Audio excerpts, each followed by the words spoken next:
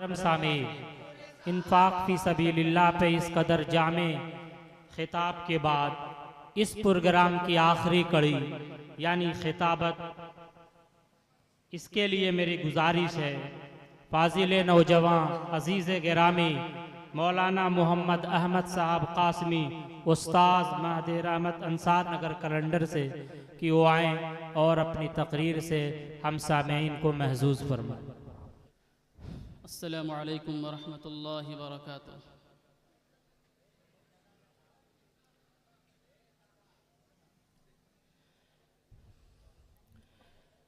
अल्हम्दुलिल्लाहि नहमदुहु व नस्तईनुहु व नस्तगफिरुहु व नु'मिनु बिही व नतवक्कलु अलैहि व नऊज़ु बिल्लाहि मिन शुरूरि अनफुसिना व मिन सय्यिआति अअमालिना मन यहदिहिल्लाहु फला मुदिल्ल लहु व मन युद्लिल्हु फला हादिय लहु व नशहदु अन ला इलाहा इल्लल्लाहु वहदहु ला शरीका लहु व नशहदु अन्न सय्यिदना व मौलाना मुहम्मदन अब्दुहु व रसूलुहु अम्मा बअद।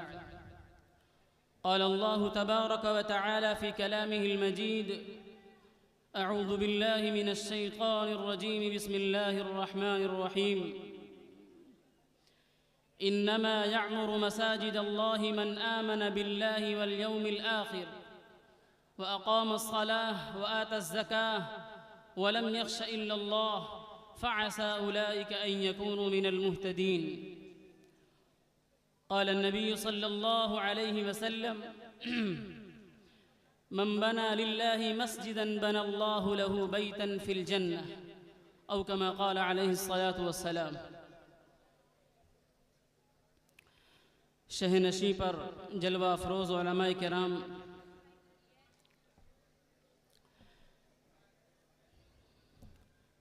मेरी ये हाज़री, मेरी ये गुफ्तगू जहाँ मेरे लिए सआदत का बाइस है, वहीं मेरे लिए इम्तिहान भी है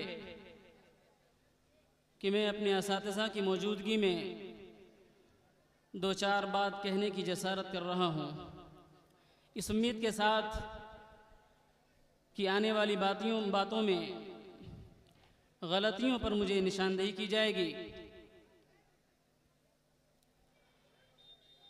अल्लामा इक़बाल का एक शेर है,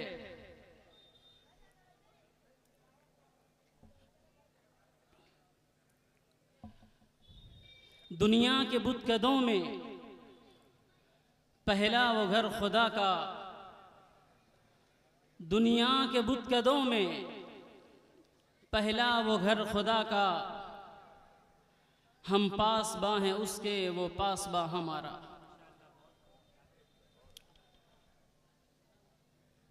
अल्लामा इक़बाल का ये शेर आज के हालात की अक्कासी करता है, तर्जुमानी करता है।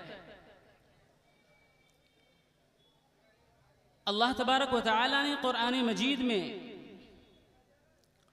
मुसलमानों की जो ज़िंदगी मसाजिद से वाबस्ता बतलाई है, कुरान करीम के उस मज़मून को अल्लामा इक़बाल ने इस शेर के अंदर पिरो दिया है। मसाजिद की तामीर, उसकी तौसी, उसकी ज़ेब-ओ-ज़ीनत, उसका मेंटेनेंस, उसका ध्यान, उसका ख्याल रखना, उसकी साफ सफाई, कि अल्लाह तबारक व तआला के नज़दीक उसका क्या मकाम व मर्तबा है। कुरान करीम की जो आयत मैंने आपके सामने तिलावत की है, उसका अगर तर्जमा किया जाए तो इसका खूब अंदाज़ा हो जाएगा। अल्लाह ताला फरमाता है, इन्नमा यअमुरु मसाजिदल्लाहि मन आमन बिल्लाहि वल यौमिल आखिर, कि मसाजिद की तामीर करने वाले लोग, मैं अपने नौजवानों से दरख्वास्त करता हूँ कुर्सी पर बैठे हुए कि इस तरफ तवज्जो करें, आप बातचीत में मशगूल ना हो। 2-4-10 मिनट आपसे वक्त लेना है, उसके बाद नात का मुकम्मल प्रोग्राम शुरू हो जाएगा। कुरान करीम का ये मज़मून अल्लाह ताला फरमाता है कि मसाजिद की तामीर करने वाले लोग कौन हैं? मसाजिद की आबादकारी के लिए फिक्र करने वाले लोग कौन हैं? कोई आम नहीं है, कोई आम इंसान नहीं है। वो बंदा वो है जिसका अल्लाह पर ईमान है, आखिरत के दिन पर ईमान है, नबी अकरम सल्लल्लाहु अलैहि वसल्लम की रिसालत पर उसका ईमान है। अल्लाह ताला फरमाता है कि मसाजिद की तामीर करने वाले लोग, मसाजिद की बुनियाद में अपना हाथ लगाने वाले लोग, मसाजिद को आबाद करने वाले में अपनी फिक्रों को लगाने वाले लोग, मन आमन बिल्लाहि वल यौमिल आखिर, कि वो लोग हैं जिनका अल्लाह पर और आखिरत के दिन पर ईमान है। वक़ाम अस्सलाह, और वो लोग जो मस्जिदों को बना दें, मस्जिदों को आबाद करने की फिक्र में लगे रहें, मस्जिदों के मेंटेनेंस, उसका ख्याल, उसका ध्यान, उसको महफूज करने की फिक्र में लगे रहें, और साथ ही साथ नमाजों का एहतमाम हो, ज़कात का एहतमाम किया। व अक़ाम अस्सलाह व आता ज़का व लम यख्श इल्लल्लाह, और साथ ही साथ इस्लाम और ईमान की राह में मस्जिदों और इस्लाम की बुनियादों की तरफ उठने वाली निगाहों को, उसका सामना करने वाले लोग जो सिर्फ और सिर्फ अल्लाह से डरते हैं, अल्लाह के सिवा किसी ताकत से नहीं डरते। वलम यख्श इल्लल्लाह, कि वो लोग सिर्फ और सिर्फ अल्लाह से डरते हैं। फ़असा उलाइका अन यकूनु मिनल मुहतदीन, कि अनकरीब ये लोग होंगे कि जिनको अल्लाह ताला हिदायत दे चुका होगा। मसाजिद की तामीर, उसकी तौसी बवक्त ज़रूरत हर ज़माना होती रहती है, और क्यों ना हो। ये मसाजिद इस मस्जिद की शाख है, इसलिए कि जब मस्जिद का नाम आता है तो मस्जिद का नाम आते ही बैतुल्लाह का भी नाम आता है। इन्न अव्वल बैति वुदिअ लिन्नास लल्लज़ी बिबक्का, अल्लाह ताला फरमाता है कि इस दुनिया में, इस रूए ज़मीन पर सबसे पहला घर जो अल्लाह के लिए बनाया गया वो बैतुल्लाह है। जब मदरसे का नाम आता है तो सिर्फ एक मदरसे का नाम नहीं आता, बल्कि नबी अकरम सल्लल्लाहु अलैहि वसल्लम की छाँव में बैठने वाले सहाबे किराम का वो मदरसा, सुफ़ा का मदरसा का भी तज़किरा होना है। बैतुल्लाह की भी तौसी हुई, उसकी भी तज़यीन हुई, उसका भी एरिया बढ़ा। नबी करीम सल्लल्लाहु अलैहि वसल्लम के ज़माने में मसाजिद के ताल्लुक़ से यह ख्याल था कि मसाजिद बहुत सादा होने चाहिए, हालात भी नहीं थे। ख़ुद मस्जिद नबवी, नबी करीम सल्लल्लाहु अलैहि वसल्लम जब मस्जिद मदीने के अंदर दाखिल हुए, हज़रत अय्यूब अंसारी रज़ियल्लाहु ताला अन्हु के मकान पर जब ठहरे, जहाँ ऊँटनी बैठी, उसके पास का जो एरिया था जो खाली पड़ा हुआ था, जहाँ मदीने के लोग आकर खजूर को सुखाते थे, हुजूर ने दरियाफ्त किया ये ज़मीन किसकी है? मालूम हुआ 2 यतीम बच्चों की है जिनका नाम सहल और सुहेल है। वहाँ मस्जिद को बनाया गया। मस्जिद किस हालत में थी? मस्जिद की पोजीशन ये थी कि बारिश अगर हो जाए तो फर्श उसका गंदा हो जाए, फर्श मुलव्वस हो जाए। मस्जिद की छत छप्पर की थी, खजूर के तनों से उसको बनाया गया था, खजूर की शाखों को वहां रखा गया था, और उसके सुतून के लिए खजूर की शाखों को इस्तेमाल किया गया था, उसके तनों को इस्तेमाल किया गया था। फर्श कच्चा था, दीवार कच्ची थी। और अभी रमज़ान गुजरा है, यह हदीस हमारे सामने से गुजरी हुई होगी कि तमाम सहाबे किराम ने नबी करीम सल्लल्लाहु अलैहि वसल्लम के सामने अपने ख्वाबों को बयान किया कि हमने ख्वाब में देखा है कि 21 को शब कद्र है, किसी ने कहा कि 23 को शब कद्र है, किसी ने कहा कि 25 को शब कद्र है। नबी करीम सल्लल्लाहु अलैहि वसल्लम ने कहा कि मैंने भी ख्वाब देखा है। वो ख्वाब ये है कि अल्लाह ने फरमाया है कि उस रात शब कद्र होगी जिस रात सजदा करते हुए मेरी पेशानी ज़मीन से लगेगी और पेशानी ज़मीन के भीगने की वजह से मिट्टी के आसार पेशानी पर नुमाना होंगे। सहाबे कराम ने गौर किया तो वो 21वीं शब थी और हुआ यह था कि मदीने में बारिश हुई। बारिश की वजह से पानी मस्जिद नबी के अंदर आया, फर्श कच्चा था, पानी से भीग गया। नबी करीम सल्लल्लाहु अलैहि वसल्लम ने नमाज के लिए सबसे सजदा किया तो पेशानी पर मिट्टी के आसार नुमाया थे। जहां ये बात मालूम हुई कि ये रात 21 की थी, वहीं ये बात तारीख के आईने से हमें ये मालूम हो जाएगी कि मस्जिद नबवी का हाल क्या था। कच्ची थी। हजरत उमर रज़ी अल्लाह तआला अन्हु का ज़माना आया, उन्होंने मस्जिद की तौसी का इरादा किया, मजदूर को बुलाया, मस्जिद बनाने का हुक्म दिया और फरमाया इय्याका अन तुहम्मिर व इय्याका अन तुसफ्फिर। मस्जिद की तौसी तो कर दीजिए, लेकिन इस बात का ख्याल रहे कि मस्जिद के अंदर रंग रोशन न हो, उसका फर्श पक्का हो जाए लेकिन रंग लाल और पीला न हो। उसके बाद हजरत उस्मान गनी रज़ी अल्लाह तआला अन्हु का ज़माना आया। जब मस्जिद नबी की उस ज़माने में तौसी हुई, हजरत उस्मान गनी रज़ी अल्लाह तआला अन्हु पहले वो शख्स हैं कि मस्जिद नबवी के अंदर किंदील रोशन किया, रोशनी का इंतज़ाम किया। यानी अब मस्जिद को सजाने का दौर शुरू हो गया, मस्जिद को अच्छी तरह बनाने का दौर शुरू हो गया।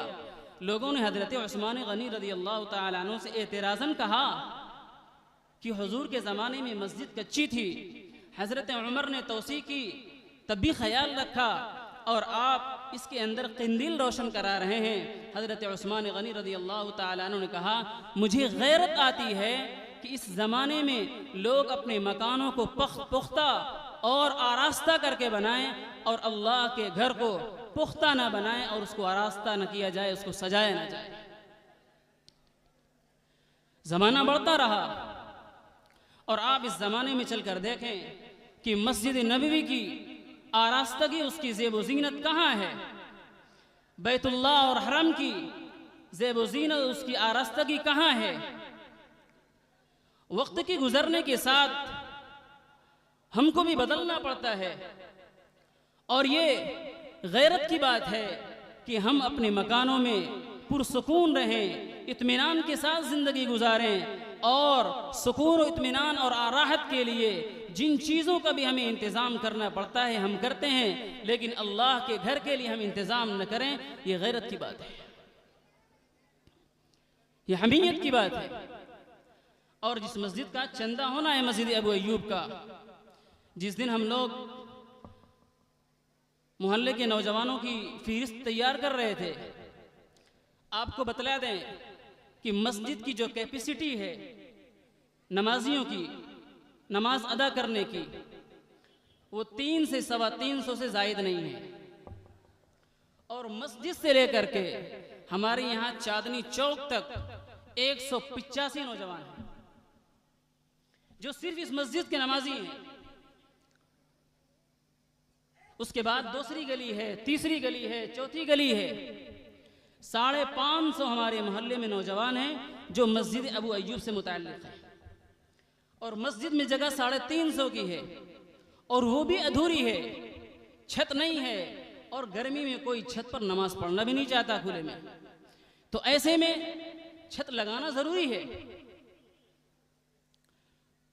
उसके ऊपर साया करना ज़रूरी है।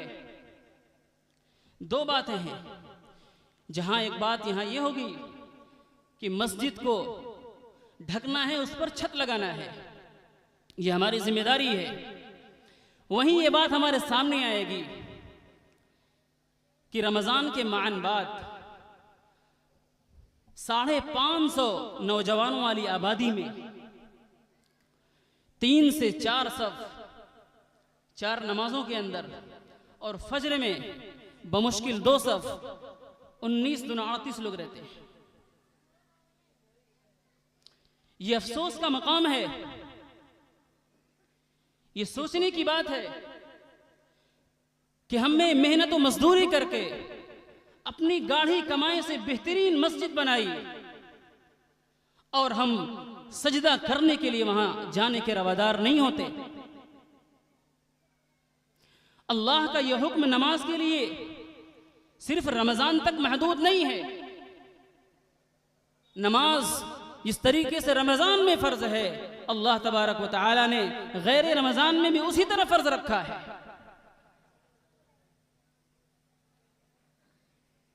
इकबाल का वो बहुत मशहूर शेर है, मस्जिद तो बना दी शब भर में ईमान की हरारत वालों ने, मस्जिद तो बना दी शब भर में ईमान की हरारत वालों ने, मन अपना पुराना पापी है बरसों में नमाजी बन न सका।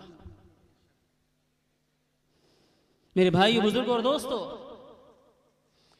आज खुलकर मैं अपने नौजवान साथियों से दोस्तों से कहता हूं, मस्जिद की इमदाद कीजिए, ये हमारी और आपकी जिम्मेदारी है। मस्जिद हमारी है, उस पर छत डालना, उसको छांव में रखना हमारी जिम्मेदारी है, और उस पर छत डालकर उसमें सजदा करना भी हमारी जिम्मेदारी है। इन्नमा यअमुरु मसाजिद अल्लाहि मन आमन बिल्लाहि वल यौमिल आखिर, जो ये आयत है, मुफस्सिरीन के इस तफसीर में इसके 2 कौल हैं।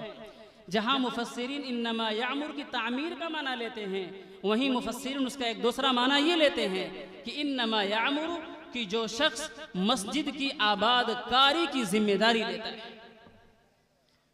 जो शख्स मस्जिद की साफ सफाई में अपना हाथ बटाता है, जो शख्स मस्जिद की मेंटेनेंस में अपना हाथ बटाता है, अपना हिस्सा डालता है, मस्जिद का ख्याल रखता है, मस्जिद का ध्यान रखता है, वो भी इस आयत की तफसीर में दाखिल है। बहुत उम्मीद के साथ मैं अपने नौजवानों से दरख्वास्त करूंगा कि वो आज की इस बज़्म में अपनी बोझल जेब को हल्की करके जाएं और मस्जिद की भरपूर इमदाद और ताउन फरमाएं, ताकि मस्जिद जल्द अज जल्द पाए तकमील को पहुंच सके।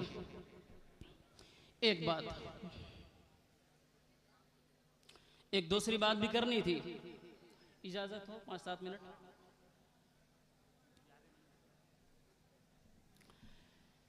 मस्जिद की तामीर का जो मौजू था, इस पर कुछ गुफ्तगू हुई। अल्लाह ताला मुझे भी तौफीक दे ताउन करने की और आपको भी तौफीक दे।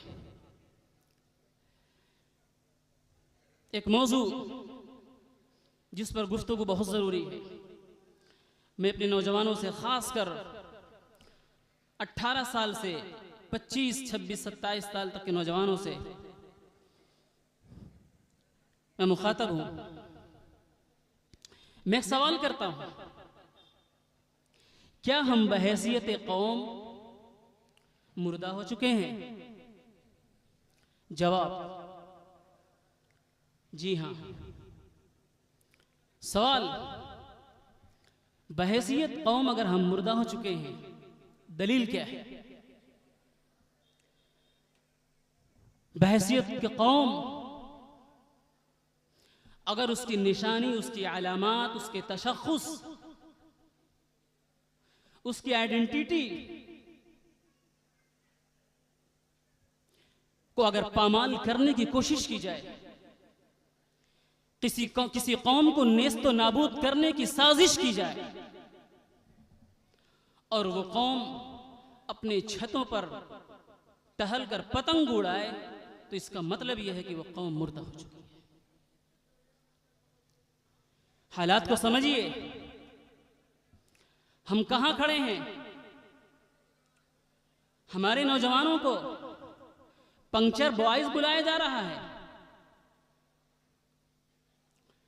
इसका मतलब ये कि ये कहना जा रहा है कि मुसलमानों की तालीम के नाम पर कोई चीज नहीं है,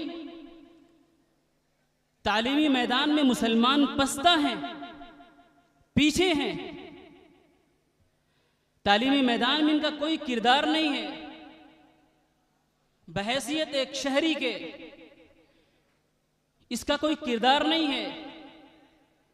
मुल्क की तरक्की और उसको आगे ले जाने में मुसलमान नौजवानों का कोई किरदार नहीं है।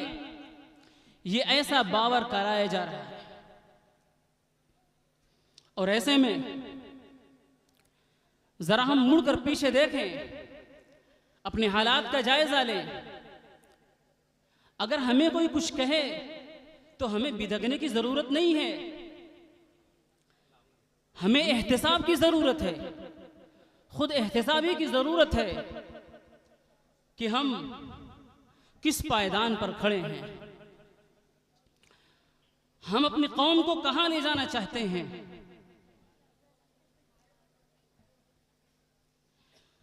गैरत, हमीयत,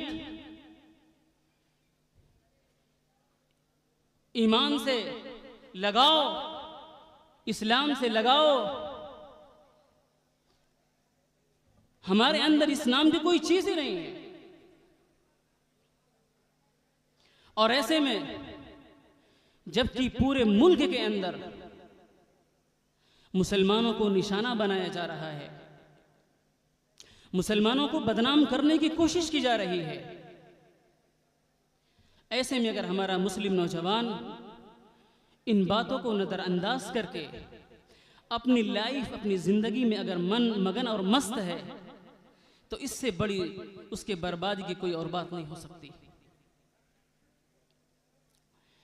मेरे घर के बगल में अगर मैयत रखी हुई है, जनाजा अगर तैयार है, मैं अपनी छत पर जाकर पतंग उड़ाऊं और कोई मुझसे ये कहे कि क्या कर रहे हो, मैं कहूं मैयत मेरे घर की तो नहीं है, वो कहेगा जनाजा तुम्हारा भी निकल रहा है, तुम्हें ख्याल नहीं है।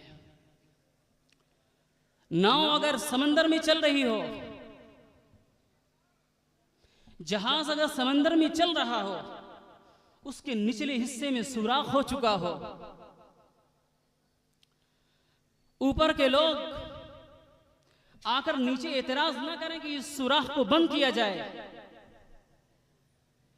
तो ठीक है, सुराख तो ऊपर नहीं है, लेकिन डूबना ऊपर वालों का भी मुकद्दर है। मैं बातें बहुत इशारों में कह रहा हूं। हालात कैसे हैं, हमारे घरेलू हालात कैसे हैं, 4-6 महीने से हमारे कारोबार की पोजीशन और हालत क्या है। एक एक घर के अंदर 50-50 हजार साड़ियां रखी हुई हैं, बिक नहीं रही हैं। और रमजान के आखिरी अशरे से ही हमारा नौजवान मस्जिद में बैठकर कोई शिमला का, कोई कुल्लू का, कोई मनाली का, कोई कहीं और का, मस्जिद के अंदर बनकर बैठकर टिकट बन रहा है। कहां गैरत हमारी मर चुकी है। जागो, कहां हो आप। उम्र 30 साल हो चुकी है, घर में कमरे का इंतजाम नहीं है कि बाप तुम्हारी शादी करा सके। साल भर अपनी गाढ़ी कमाई को यहां से 700-800 किलोमीटर जाकर दूर 50 से 70 हजार रुपया बर्बाद करने का जवाब कैसे बनता। मैं अपने नौजवानों से बहुत दुखे दिल के साथ, लेकिन बहुत अदब के साथ, कि अपने आप को रोक लीजिए, मुआशरे को बचा लीजिए, मुआशरे को संवार दीजिए।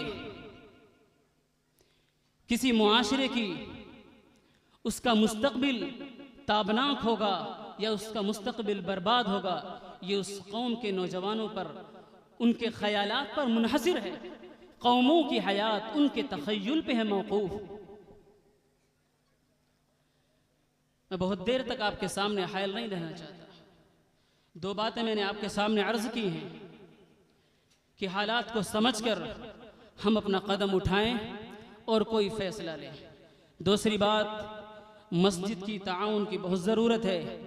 मैं उन नौजवानों से बहुत अदबन दरख्वास्त करता हूँ कि वो लोग जो अपने अकाउंट में पैसा रखे हुए हैं, जिनके जेबों में पैसा है, वो आएँ और मस्जिद का ताउन करें ताकि मस्जिद जल्द अज जल्द पाए तकमील को पहुँच जाए।